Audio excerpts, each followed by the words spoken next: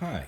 So let's talk about, at the beginning of our talk about cylinders, let's talk about cylinders. I have here a can of matte fixative. Okay. And what we're going to talk about first about a cylinder is we'll talk about the top, but the one thing we want to think about is that the cylinder is symmetrical.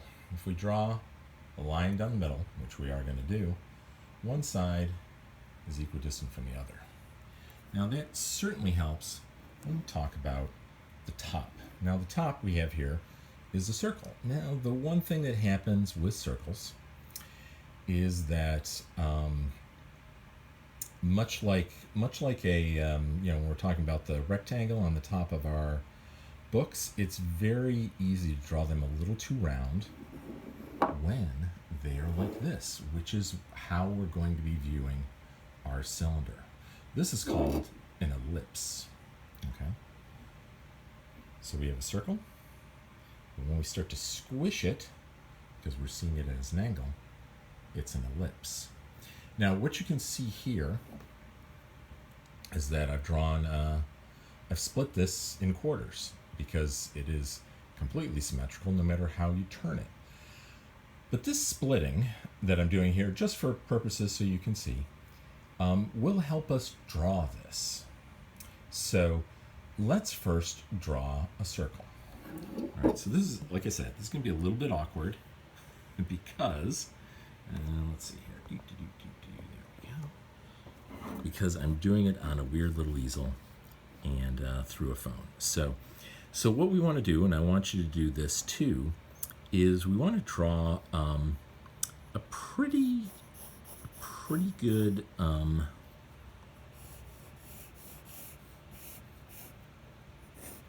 square.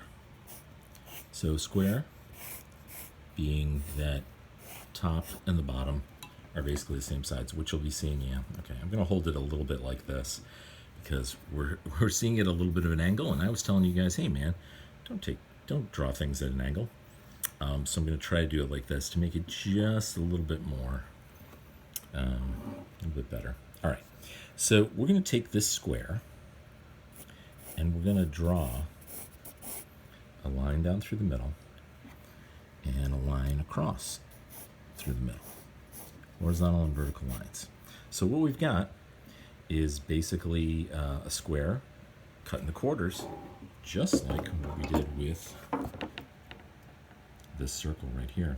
So what we're going to do, because it's hard to draw a circle freehand, what we're going to do by splitting this up into circles, we know that there are these connection points right here, here, here, and here.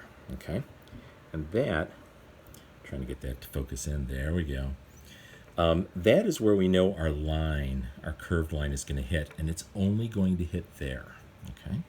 So what we're going to do, I mean, this does take practice, is we're going to draw a curve right there and one right here. Now, it's not that this won't take a little bit of massaging to get into the right area, because that's a little bit off right there.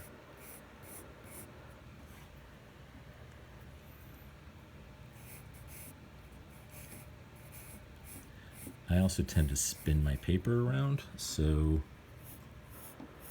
this can be a little bit tricky. There we go. So, not perfect, but okay. All right. So we've got that.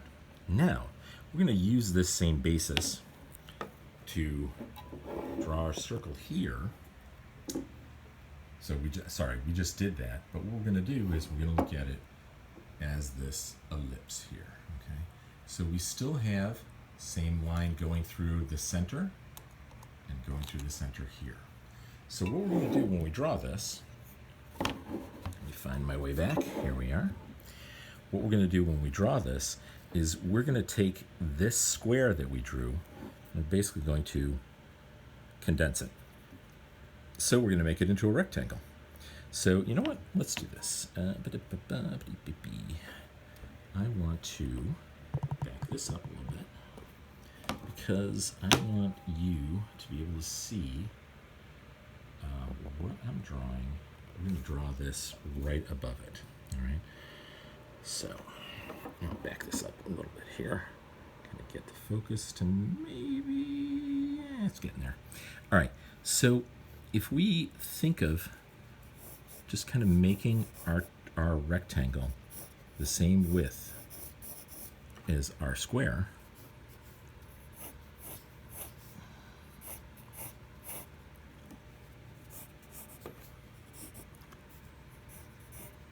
there we go.